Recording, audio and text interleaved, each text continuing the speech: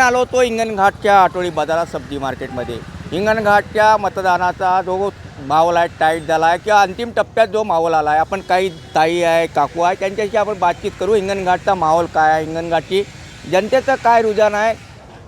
ताई मला सांगा, हिंगणघाटच्या नगराध्यक्षाच्या निवडणुकीत आता काही दोन तारखेला निवडणुकी होतील. हिंगणघाटचा नगराध्यक्ष कोण बनावा असं तुम्हाला वाटते? आम्ही का सांगावं बाबा? दुसऱ्या ताईला विचारू. ताई काय वाटते, हिंगणघाटचा नगराध्यक्ष कोण बनला पाहिजे, काय म्हणता? भाजपास आली पाहिजे. भाजपास आली पाहिजे. का बरं भाजपा? मशाल आहे. भाजपाचे कामं चांगले आहे ना. भाजपाचे कामं चांगले आहे. कामं चांगली आहे समीर कुणालचे कामं चांगले आहे ना भाऊ. त्याच्यामुळे हां उमेदवार पसंती नाही का? झालं तर काँग्रेसनं केलं 17 वर्ष राज. 17 वर्ष राज केलं ना काँग्रेसनं. काय केलं तेव्हा? पण त्यानं काही नाही काय तर सुविधा आणल्याच ना. मग काय म्हणता, कोणात टक्कर होईल? तुतारी बंदी आणि कमळामध्येच टक्कर आहे. दोघांमध्येच टक्कर आहे ना. दोघांमध्ये टक्कर. हां तुतारी आणि कमळमध्ये.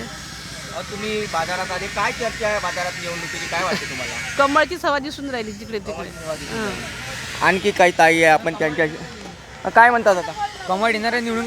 काऊन कमळ येणार आहे? कारण की तुतारीमध्ये आहे ना, कमळमध्ये हे आहे तुतारी ना आणि कॉम्पिटिशन, तर कमळ येऊ शकते. कमळ येऊ शकते हा. कॉम्पिटिशनमध्ये. मित्रा, तू बाजारात घुमते, हो. काय आता चर्चा काय आहे चर्चा बाजारात? कमळची तेव्हा पुरे कमळची जे घुमत आहे. नाही कमळची आहे, पण चर्चा काय आहे? कुणाचा माहोल आहे? कमळचा तुतारी आहे, कमळचा कमळ माहोल आहे. घडी आहे, कमळचा माहोल आहे सर. मशाल आहे. कमळ कमळचा का बरं कमळ? कमळचाच माहोल आहे. आणखी काही आपण नागरिकाशी विचारू, त्यांचं काय मत आहे. हिंगणघाटच्या सब्जी मार्केटमध्ये आलो होतो. हिंगणघाटचा जो प्रचार आहे अंतिम टप्प्यात आला आहे. नगराध्यक्षाच्या उमेदवारीमध्ये कमळ, मशाल, राष्ट्रवादी शरद पवार गट, तुतारी तर राष्ट्रवादी अजित पवार गट, घडी एक प्रमुख 4 उमेदवार असं 10 उमेदवार जे रिंगणात आहे. आपण त्या ताईशी विचारू, काही नागरिकांशी बातचीत करू, त्यांचं काय मत आहे. ताई मला सांगा, निवडणुका जवळ आल्या आहे, आणखी काही ताईशी विचारू आपण.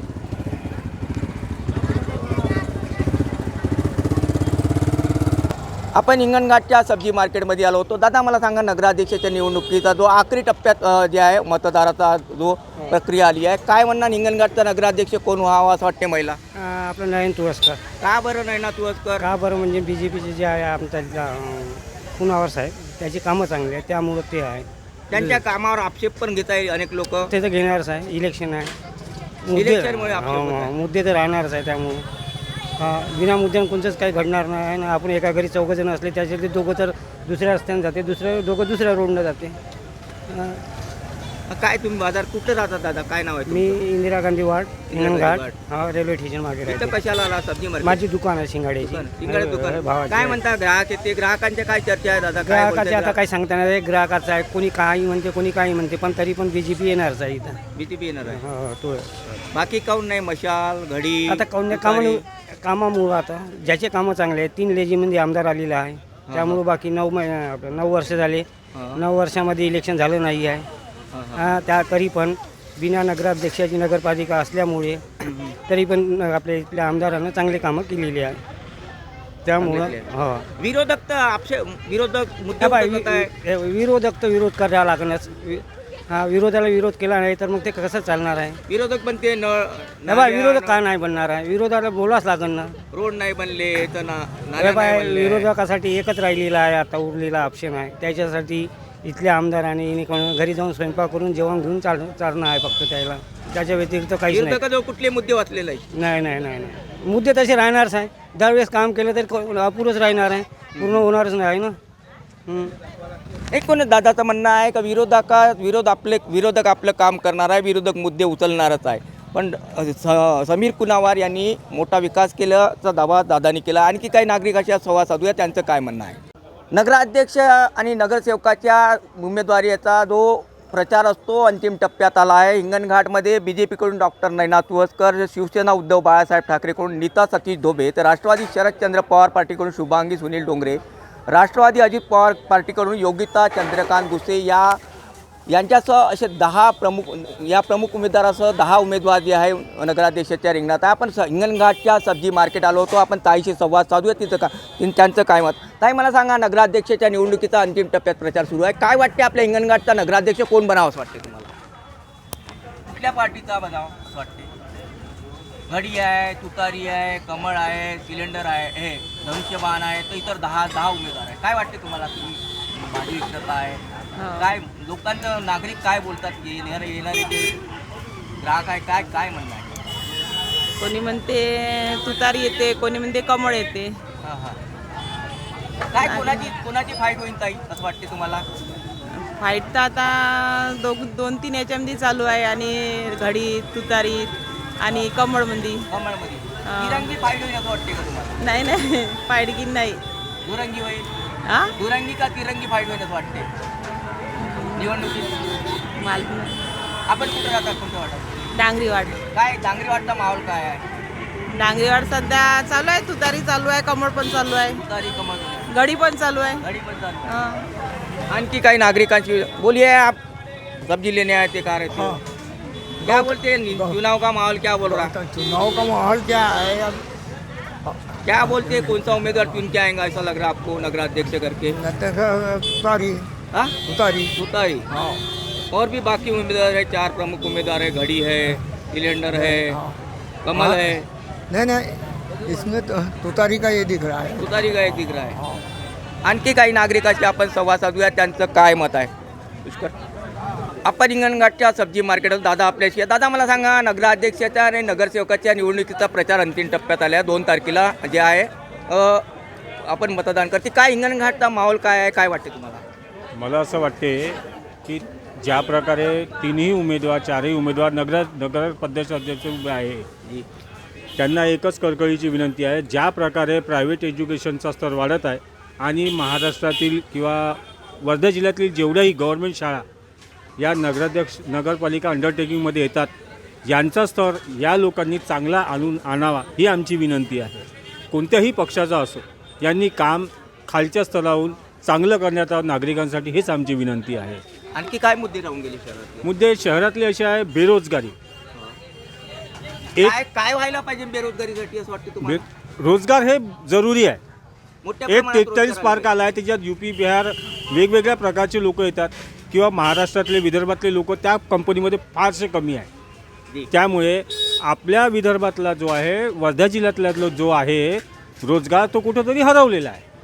त्यामुळे चिंतेचा विषय आहे तो बेरोजगारी, महागाई, एज्युकेशन मोस्ट इम्पॉर्टंट. कारण प्रायव्हेट एज्युकेशन ज्या प्रकारे वर्षाच्या वर्ष फी वाढवत आहे आणि एज्युकेशनचा स्तर जो कमी होत आहे आउटपुटमध्ये, इंग्लिश, मॅथ, GK, सायन्स, या प्रकारे प्रायव्हेट एज्युकेशन. म्हणजे तुमचं म्हणणं आहे का नगरपालिकेमार्फत हे एज्युकेशन जे आहे प्रायव्हेट एज्युकेशन बंद करून गव्हर्नमेंट नगर ज्या प्रकारे आपल्या हिंगणघाटमध्ये मोठा शाळा आहे, मोठ्या शाळेत इम्प्रुव्हमेंट करायला पाहिजे. त्याचं सिस्टम चेंज केलं पाहिजे.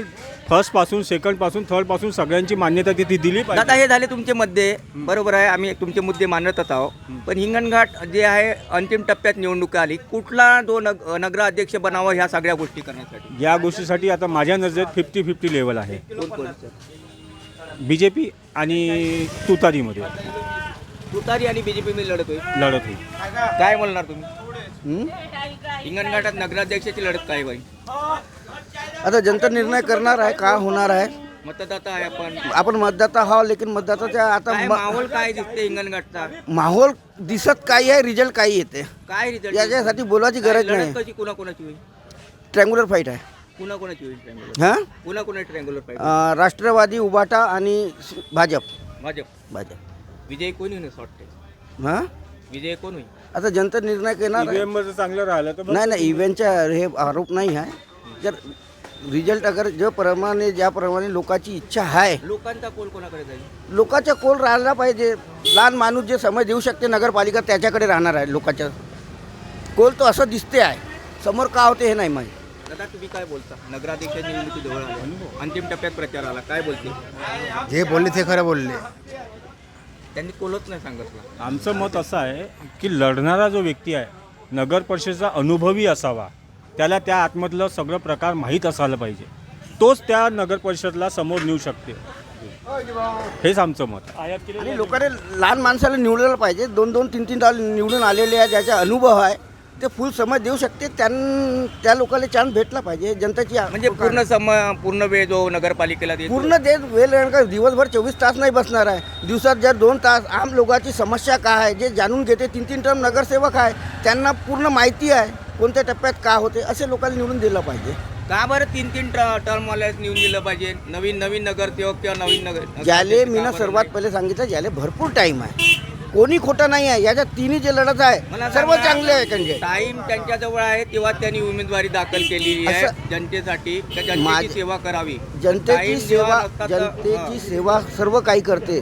ते माझं म्हणणं नाही आहे की कोणी ट्रँग्युलर फाईट आहे, काही होऊ शकते, जनता काही करू शकते, जनताच्या हाती आहे शेवट. एकूणच आपण नागरिकांचा कोल, नागरिकांचे मत हिंगणघाटच्या सब्जी मार्केटमध्ये घेता. आणखी काही आज आलो होतो हिंगणघाटच्या सब्जी मार्केट येथे. अनेक ग्राहकाशी आणखी सब्जी विक्रेत्याशी आपण संवाद साधला आहे. अनेक ग्राहकांचं वेगळं मत पडलं आहे. कुणाचं काही, कुणी कुठल्या पक्षाचा उमेदवार निवडून येईल, तर कुणाचं म्हणणं आहे का दुरंगी फाईट होईल, तर कुणाचं म्हणणं आहे तिरंगी.